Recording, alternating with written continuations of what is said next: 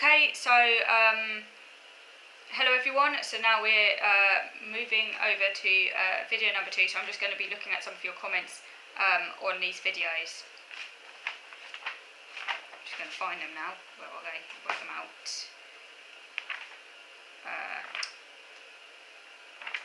Here we are. Okay, so one of you makes a comment on the ADHD video that I made, Inside Our Minds. One of you says that in the current political climate of benefit cuts, such statements that ADHD is not a disorder are very irresponsible.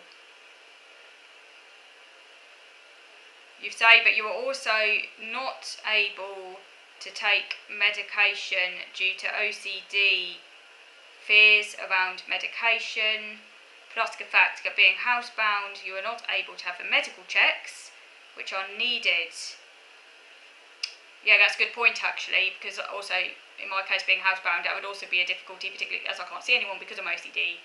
Right, now that would not be possible either. But you make the comment obviously that medication can be very helpful for people, you can take it, and why would people need to be medicated just for a difference? Yeah, I mean you don't go and get medication, say for being left-handed, do you? Or for having ginger hair, which are all just differences. So it's not just a difference, is it? If you need to take medication, this is an issue.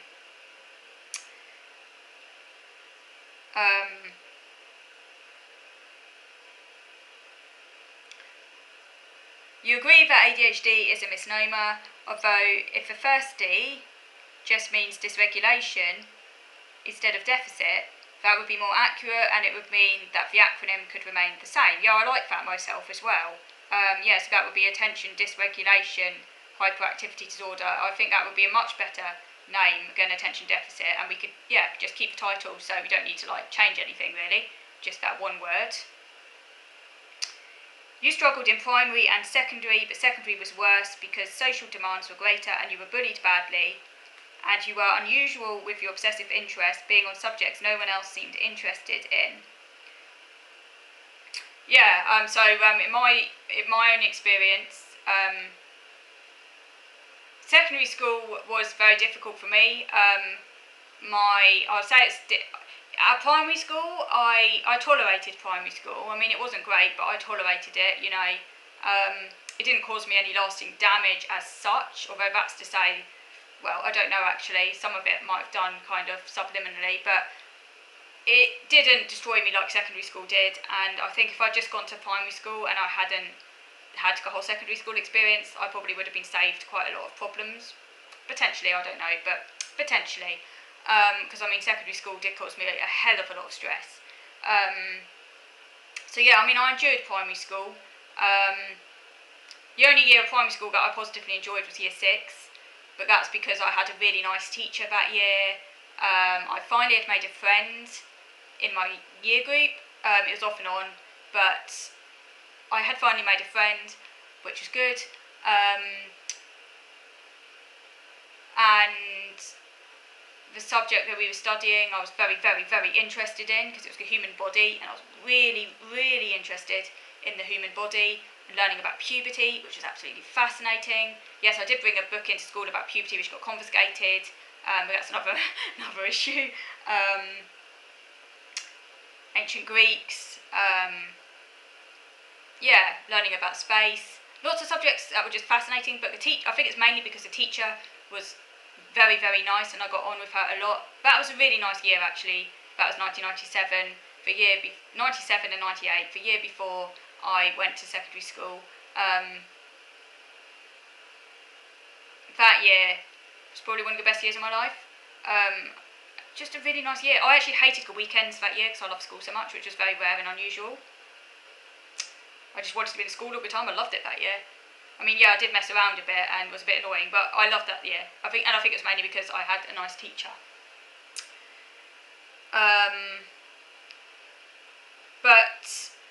I struggled at primary school a lot. That's why educational psychology got involved and teachers were concerned, and I had all of these problems. But I would say that I myself at primary school was quite blithely unaware of them. I only really became aware but I was kind of unusual or different. I think sort of at the end of primary school it started to sink in that I was a bit different. But I didn't really kind of like psychoanalyse it or really delve deep into why, and I was quite kind of, I didn't have much self-awareness at that age, not enough to really kind of probe into the reasons why I was different, and I was basically quite happy, but I did have like emerging OCD, and it was kind of on and off at that age. It hadn't yet developed into a chronic 24/7 thing that had completely taken over my life yet. So I was more or less true to myself really, and just quite happy. Even though other people noticed I had problems and I was very unusual and different, and that's why educational psychology got involved. Secondary school was when everything started to go pear-shaped. Yeah, like yourself, secondary school was where things started to get worse. I think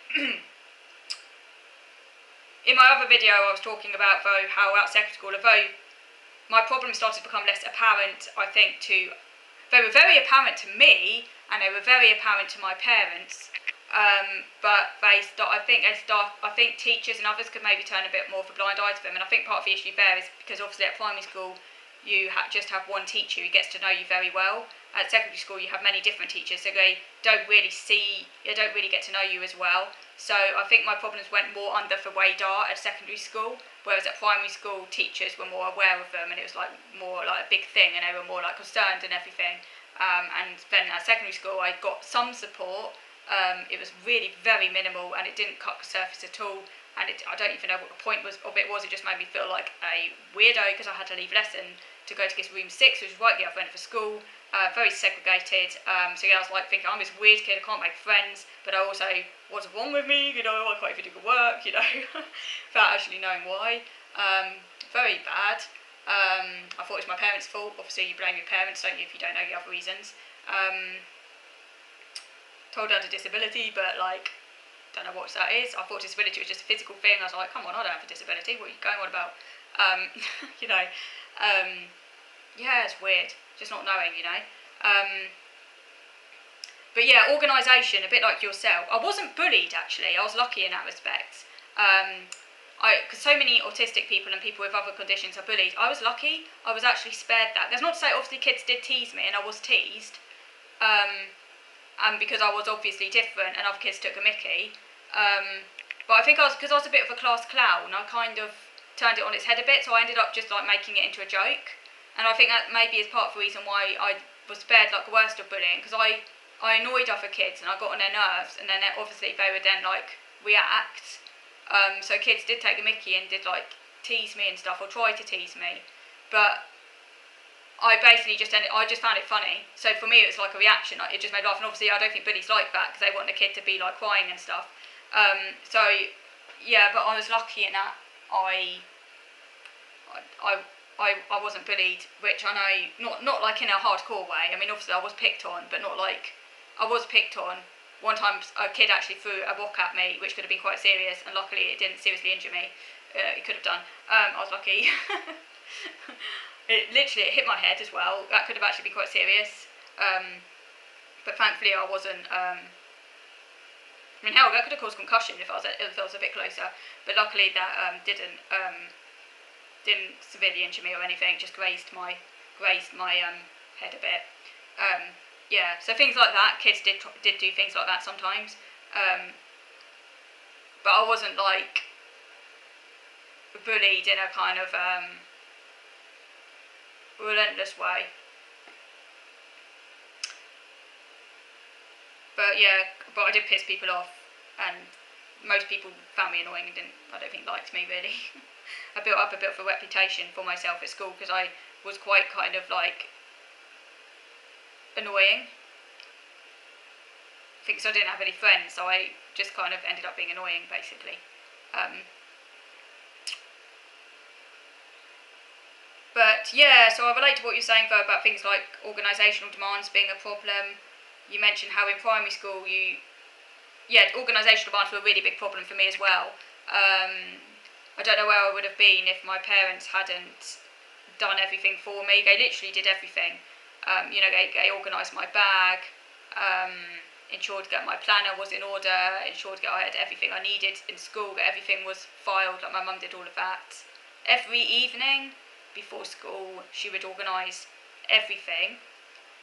If my and also like in terms of writing essays and like helping with exams and coursework, my parents basically did all of that, and that's the only reason why I managed to get some good grades. I mean, yes, I'm not denying that I also put in a lot of hard work, but if my parents hadn't done that for me, hadn't been so involved, there's no way in living hell. I wouldn't, because I literally didn't know what was going on half the time.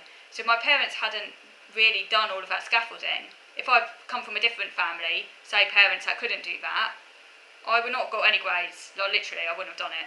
There's just no way. So I was lucky. Well, lucky, and if that comes, I don't know how lucky, because ultimately I haven't been able to use them anyway. So I can't even work. So, so I don't know how lucky that is really. Probably put myself through all that stress for nothing anyway, because I can't work.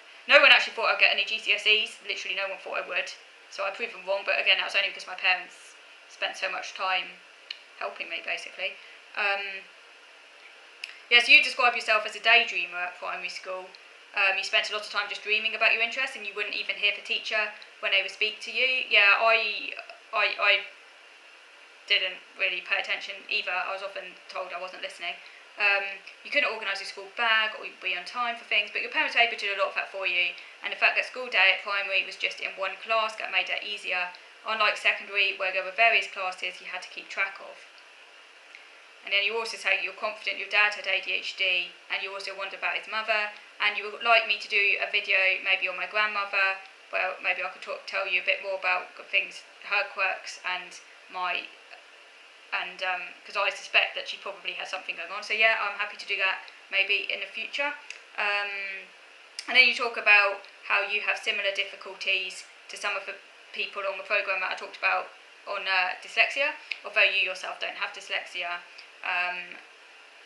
You can relate to some of the difficulties there. For example, if you're given forms to read or information sheets to read and respond to by other people, and you just can't read them in those moments, it's like reading a foreign language, you say. I can relate to that completely as well.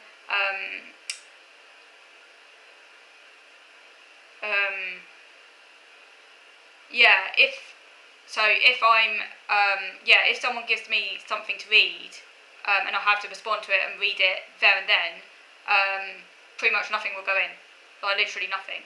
I have to go away and read it on my own somewhere where there's no distractions, and I have to read it aloud. I can't read silently. If I read silently, apart from not very, very basic stuff, basically I'm not taking anything in. Or I'm not like comprehending it. I can read it, but I'm not comprehending it, basically. Obviously it's not really very appropriate to like read aloud around other people though, so I try and camouflage that, but obviously the consequences, I'm not taking anything in. It's funny because children read aloud, don't they? But as you get older, you're supposed to read quietly, and I never seem to develop that ability. You also talk about Google Maps. You say Google Maps is also useful for yourself, paying attention to landmarks, which you can rely on when going there. You don't know if you have dyscalculia because you can't afford an assessment, but you've had lifelong struggles with numbers and maths, which were noticed from primary school onwards. Yeah, from what you say, my hunch is that you probably do have dyscalculia, so we can assume that you do, I think, just based upon what you're saying. It's annoying that these assessments are so expensive. I only got one because my dad paid for it. I wouldn't be able to afford it otherwise. And I don't understand really why you can't get these ones. Obviously, but you can get autism done in the NHS, you can get ADHD done in the NHS. For some weird reason you can't. I think it's because they see them as like an educational thing, even though obviously they do actually affect your life. So yeah, you should be able to get them on the NHS, but unfortunately you can't. Or if you're in education, you can sometimes get them at a discount. So lots of people just cannot get these assessments done, and then I suppose you just have to, it's difficult. So you talk about you can't handle change. You have difficulties remembering You don't remember strings or numbers very well, so you can't remember telephone numbers, including your own. Funny enough, I don't have that difficulty, even though I've got severe dyscalculia. I actually am pretty good at remembering telephone numbers, which is quite interesting. I suppose, these things affect people differently. But that might be because I have synesthesia. So actually, I can remember strings or numbers quite well. Even though I can't do the maths and I don't have any number sense.